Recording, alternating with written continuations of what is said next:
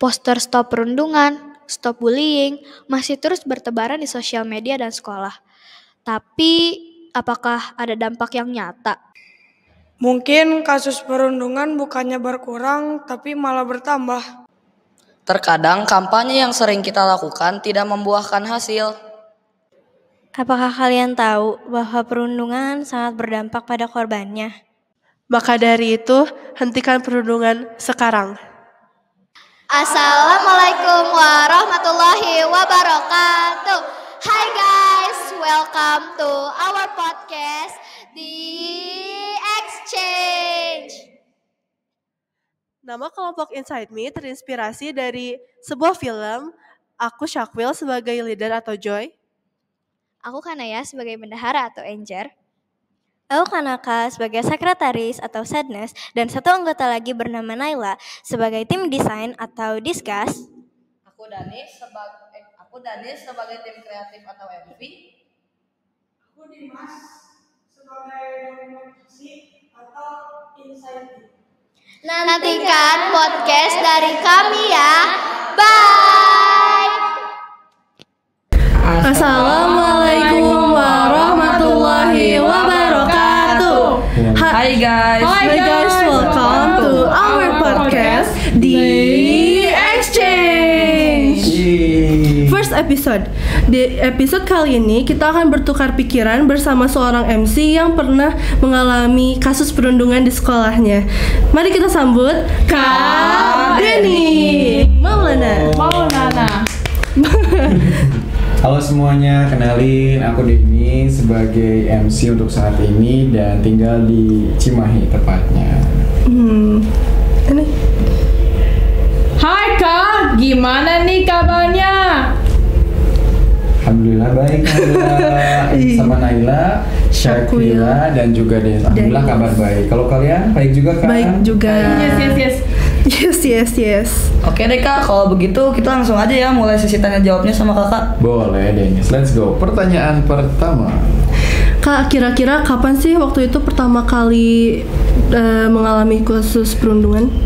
Kalau ditanya kapan pertama kali mengalami kasus perundungan, pada saat SD kali pertama sampai SMP, SMA juga masih berlanjut mungkin untuk perundungan. Dari SD tepatnya. Dari SD ya? Wow, gitu ya. Terus perasaan kakak gimana pas kejadian itu? Kalau perasaan pada saat mengalami kejadian perundungan sih sakit hati iya, marah iya, kemudian sedih iya pastinya gitu. Cuman balik lagi sama diri sendiri, campur aduk lah ya, mau kemana arahnya atau dibawanya gitu. Kalau misalkan dipikirin sedih, jadi sedih. Kalau dipikirin marah, jadi marah gitu. Jadi biarkan aja gitu. Oh, berarti saya campur aduk ya? Makanya kalian jangan pernah ngelakuin perundungan karena korban yang ngerasain tuh rasanya campur aduk. Oh ya Kak, boleh nggak sih ceritain waktu itu tuh pas dirundungnya tuh digimanain sih pas SD gitu?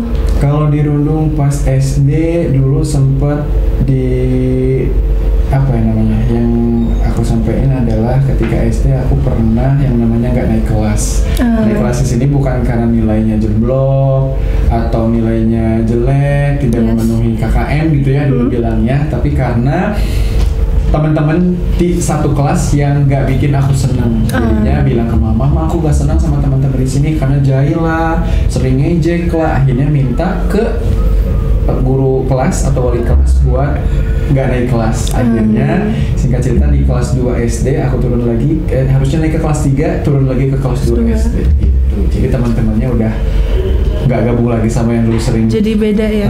Sering ngejek, sering ngehina gitu. Terus pas kakak dibully, ada orang yang bantuin kakak nggak sih? Kalau orang yang bantuin pasti ada. Yang pertama kalau misalkan orang tua tahu pasti orang tua duluan.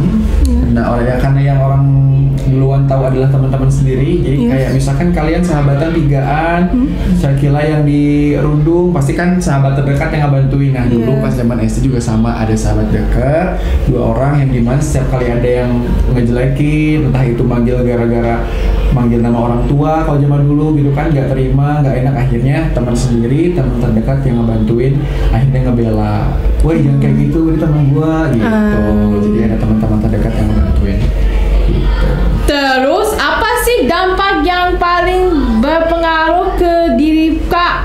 dari kakak?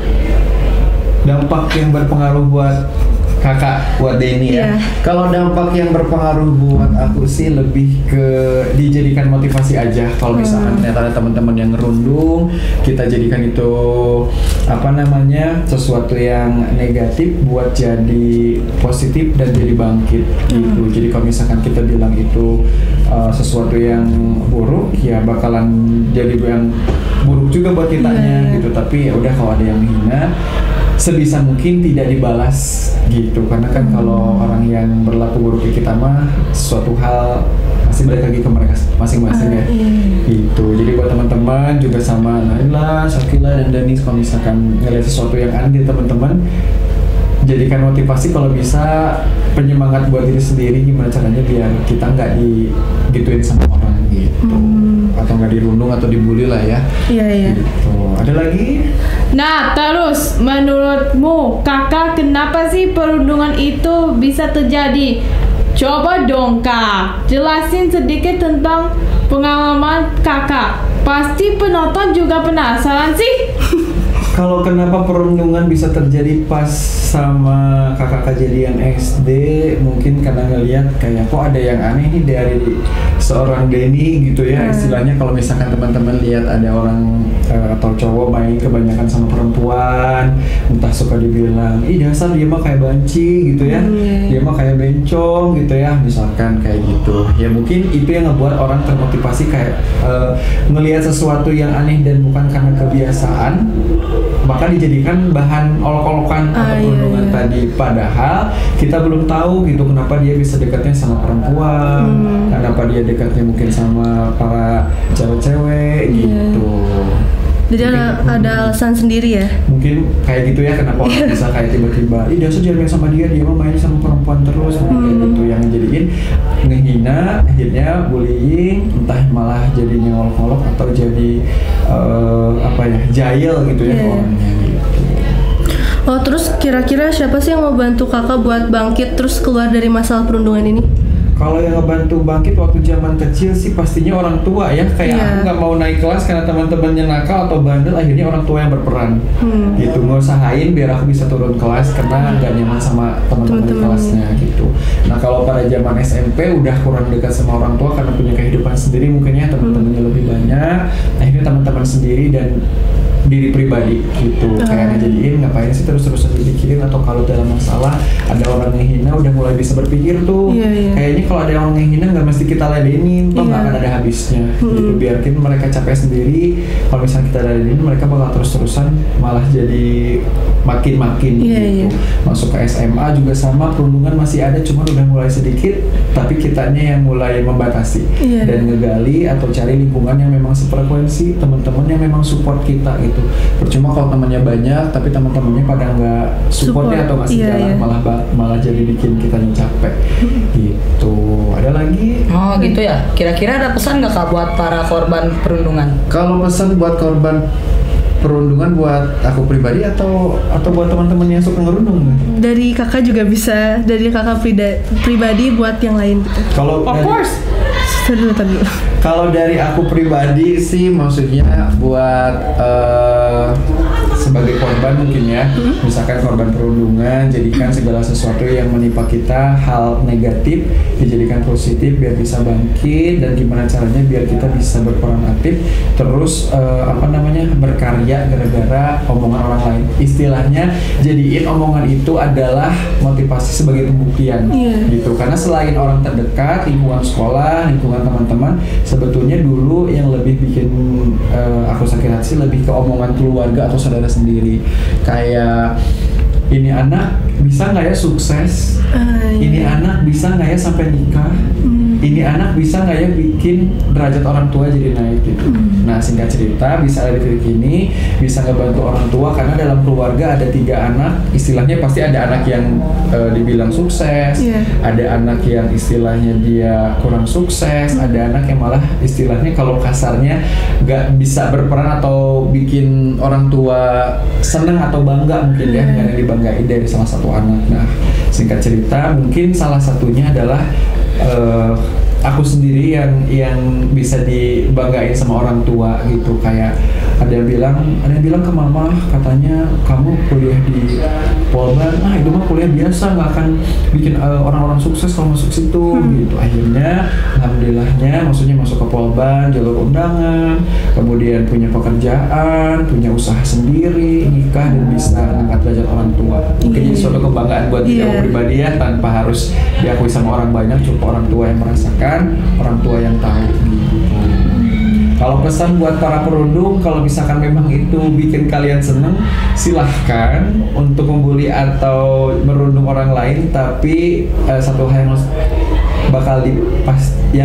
hal yang bisa dipastikan, ketika kita berbuat nggak baik sama orang, istilahnya merundung, ngehina dan sebagainya, itu bakal balik lagi sama diri sendiri gitu. Kayak sekarang kan banyak banget ya film tentang perundungan. Waktu SMA dia terkenal, terus hits gitu ya, famous gitu, dikenal banyak orang, punya bakat dan sebagainya. Akhirnya ketika sudah memasuki masa remaja atau tua, atau misalkan pada saat dia harus berjuang untuk hidupnya, ternyata kehidupan berbanding terbalik gitu. Loh kok sekarang aku kayak gini, beda banget sama zaman sekolah ya, dikenal banyak orang, disayang banyak orang, temannya banyak, tapi pas dia keluar sekolah, keluar kuliah, ternyata orang nggak peduli sama dia. Gitu.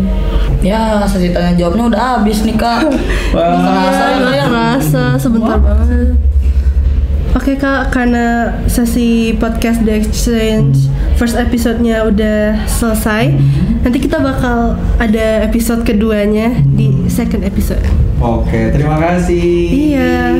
Terima kasih ya Kak sudah berkenan untuk berbagi cerita dan pengalamannya dengan kami. Semoga orang yang nonton podcast ini bisa jadi terinspirasi dan termotivasi. Kalau kamu masih penasaran, nanti di second episode dari The Exchange ya. See you See you in the second episode. Bye bye.